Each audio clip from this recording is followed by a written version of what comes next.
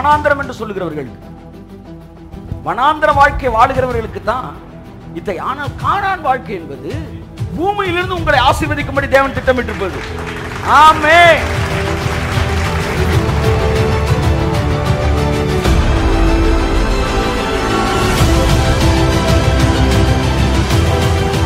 என்ன சொல்ல வரேன்? ஏன் இன்னைக்கு கிறிஸ்தவ நிறைய பேர் வறுமையில தரித்திரத்தில் இருக்க காரணம்னா ஊற்றுக்கண்களை அவர்கள் அசட்டை செய்கிறார்கள். சொல்ல வரேன், என்ன பேசுவேன், மனிதனை தேவன் எப்படி படைச்சிருந்தார்னா எப்பவுமே வானத்துல இருந்தே அவனை கொட்டணும்ன்ற ஐடியாவே இல்லை சார். தூதர்கள் அப்பத்தை மனிதன் புசித்தான் சார். உடனே எனக்கு இந்த வசனம் தான் ஞாபகம் வந்துச்சு. நமக்கு இந்த பூமியில் எவனும் தர வேண்டியதில்லை, தூதர்கள் அப்பத்தை. ஆமாம், அது என்ன வாழ்க்கை? தூதன் அப்பத்தை மனிதன் புசிப்பது என்ன வாழ்க்கை? கானான் வாழ்க்கையா வனாந்திர வாழ்க்கையா? ஆமாம், அதில் அவன் தெளிவாக சொல்கிறான். தூதன் அப்பத்தை மனிதன் புசித்தானா அது மனிதன் அப்பமே கிடையாது. இன்னொருத்தர் டிஃபன் பாக்ஸை திறந்து நீ சாப்பிட்ருக்க.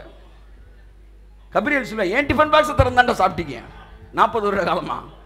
பைபிள் தெளிவாக சொல்லுது, உங்கள் அப்பம் இல்லடா, அது இன்னொருத்தன் சாப்பாடு. அகராதிகளுக்காக தேவன் என்ன செய்கிறார்? ஆமாம், அவன் வேற ரூட்ல போக வேண்டியது இந்த ரூட்ல வந்து உலகம் வனாந்திரம் என்று சொல்லுகிறவர்களுக்கு, வனாந்திர வாழ்க்கை வாழுகிறவர்களுக்கு தான் இதை. ஆனால் கானான் வாழ்க்கை என்பது பூமியிலிருந்து உங்களை ஆசீர்வதிக்கும்படி தேவன் திட்டமிட்டிருப்பது. ஆமென், ஆமென், ஆமென். நாங்கள் வனாந்திர வாழ்க்கை அல்ல, வானத்தை பார்த்து நிற்பதற்கு. நாங்கள் கானான் வாழ்க்கை. எங்களுக்கு தேவையான எல்லாவற்றையும் இந்த பூமியில வந்து இயேசு செய்து முடித்து இருக்கிறார். ஆகையால் தான் மனிதனுடைய ஆசீர்வாதங்களை, இதெல்லாம் எதுக்கு சார் பேச வரீங்க? ஊற்றுக்கண்ணை பத்தி பேச போறேன். இதை நீங்க புரிஞ்சுக்கிட்டீங்கன்னா தேவன் உங்களை ஆசீர்வதிக்க வர ஊற்றுக்கண்ணில் மண்ணை போட்டு என்ன செய்ய மாட்டீங்க? மூட மாட்டீங்க.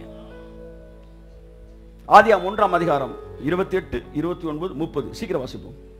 பின்பு தேவன் அவர்களை நோக்கி, நீங்கள் பலுகி பெருகி பூமியை நிரப்பி அதை கீழ்ப்படுத்தி சமுத்திரத்தின் மச்சங்களையும் ஆகாயத்து பறவைகளையும் பூமியின் மேல் நடமாடுகிற சகல ஜீவ ஜந்துக்களையும் ஆண்டு கொள்ளுங்கள் என்று சொல்லி தேவன் அவர்களை ஆசீர்வதித்தார். அடுத்து பின்னும் தேவன் இதோ பூமியின் மேல் எங்கும் விதை தரும் சகலவித பூண்டுகளையும் விதை தரும் கனி மரங்களாகிய சகலவித விருட்சங்களையும் உங்களுக்கு கொடுத்தேன். அவைகள் உங்களுக்கு ஆகாரமாய் இருக்க கடவது. பாத்தீங்களா, சாப்பாடு எங்க தான் வந்துச்சு? இடையில 40 வருஷம் இன்னொருத்தர் டிஃபன் பாக்ஸை சாப்பிட்ருக்கான். நீங்கள் திரும்ப திரும்ப திரும்ப தூதர் உணவுன்னீங்கன்னா ஏதோ பாட்டு பாடிக்கலாம். அந்த அளவு அன்பா இருந்தார், அவ்வளோதான். ஆனால் தேவன் உங்களுக்கு வந்து மண்ணா சாப்பிட்றதுக்கு உங்களை என்ன செய்யலை? டிசைன் பண்ணவே இல்லை. தேவன் உங்களை டிசைன் பண்ணது கனி தரும் சகல விருட்சங்கள் எல்லாம் சாப்பிடு. ஆமென், நல்லா சாப்பிடு. இந்த பூமிக்கு உனக்கு தொடர்பு இருக்கு. நான் நினைச்சா உனக்கு பசியே இல்லாமல் படைச்சிடலாம். நான் நினைச்சா டெய்லி பரலோகத்துலேருந்தே உனக்கு சாப்பாடு கொடுக்கலாம். ஆனால் நான் உன்னை எப்படி படைச்சிருக்கேன்னா இந்த பூமியிலேருந்து வர்ற ஆசீர்வாதத்தை நீ அனுபவிக்கணும்னு வச்சிருக்கிறேன். ஆமென் சொல்லுங்க. ஆமென். ப்ராஸ்பெரிட்டி இந்த பூமியில் தேவன் உனக்கு வச்சிருக்கிறார். அந்த ஆசீர்வாதங்களை தேவன் உங்களுக்கு கட்டவிழ்க்கக்கூடிய பாதைகளை திறக்கும் போது அதை மிகுந்த தாழ்மையோடு நீங்கள் அதை அங்கீகரிக்கும் போது உங்களுக்கான ஆசீர்வாதங்களை அனுபவம். எத்தனை பேரை பார்த்துருக்கேன் தெரியுமா? நீ கழுவி குளிப்பாட்டி எங்கே தூக்கி மேலே வச்சாலும் அது என்னதான் செய்யும்? அது மறுபடியும் எங்கே தான் போகும்? வாழை சுட்டிட்டு ரோட்டுக்கு தான் போகும். அப்போ அவன் என்ன செஞ்சான்? அவனை ஆசீர்வதிக்கிறதுக்கு தேவன் வாய்ப்பு கொடுக்கலையா? கொடுத்தார். ஆனால் அவனும் வேணாம் தூக்கி எரிஞ்சிட்டு போயிட்டான். பாவம் செய்கிறவனை கூட நீ விட்டுறலாம் சார்.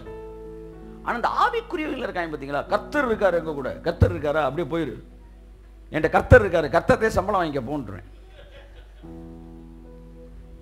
இந்த வசனம் தவறானது, உறவுகளை முறிக்கக்கூடியது. என் மனைவி கூட சில நேரங்களில் வந்து கர்த்தர் இருக்காரு, சரிம்மா மதிய சாப்பாடு கர்த்தர்ட்டு வாங்க, மாதம் தொடங்கணும் என்ற வந்து இந்த மாதம் வந்து பலசர காசு கேட்காத, கர்த்தர் தருவார், கிளம்பு. கர்த்தரோட நீங்கள் நெருங்க நெருங்க சுற்றி இருக்கிறவங்களோட மதிப்பும் மரியாதையும் உங்களுக்கு தெரிய ஆரம்பிக்கும். அப்படி தெரிய ஆரம்பிச்சிச்சுன்னு வச்சுக்காங்களேன், இப்போ நீங்கள் கர்த்தரை தெளிவாக புரிஞ்சுட்டீங்கன்னு அர்த்தம். ஆமென். பாருங்க, எல்லாத்தையும் நீ சாப்பிட்றா அப்படின்னு சொல்லி கொடுத்தாரு. சாப்பாடு மேலேருந்து வந்துச்சா இங்கேருந்து வந்துச்சா? இப்போ உங்களுக்கு பணம் எங்கேருந்து தான் வரப்போகுது?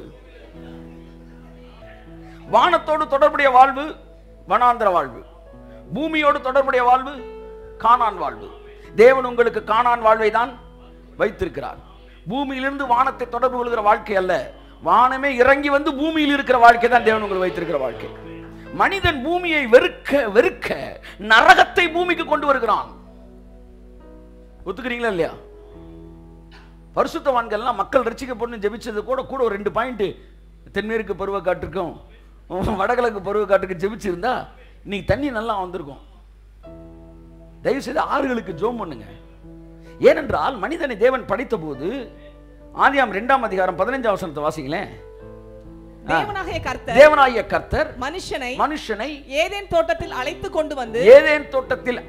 கொண்டு வந்து அதை பண்படுத்தவும் காக்கவும் வைத்தார். மனிதனை பூமியில் தேவன் வைக்கும் போது இந்த பூமியை இவன் மெயின்டைன் பண்ணணும்னு வச்சாரு. ஹலோ, இருக்கிறீங்க இல்லையா? எத்தனை இந்த வைகாத்தை கிராஸ் பண்றீங்க? ஆதாம வந்து தேவன் பண்படுத்த காக்க தானே வச்சாரு. ஒரு முறையாவது இந்த வைகாத்தை கை நீட்டிங்க ஜோம் பண்ணிருக்கீங்களா? இந்த பூமி செழிப்பாயிருப்பதற்கு உங்களுக்கு பங்கு இருக்கிறது சார்.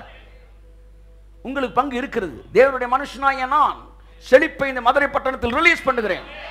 தமிழ்நாட்டை இயேசு நாமத்தில் இந்தியாவில் சிறந்த மாநிலமாக இருக்கத்தக்கதாக செழிப்பை நான் கட்டவிழ்கிறேன்.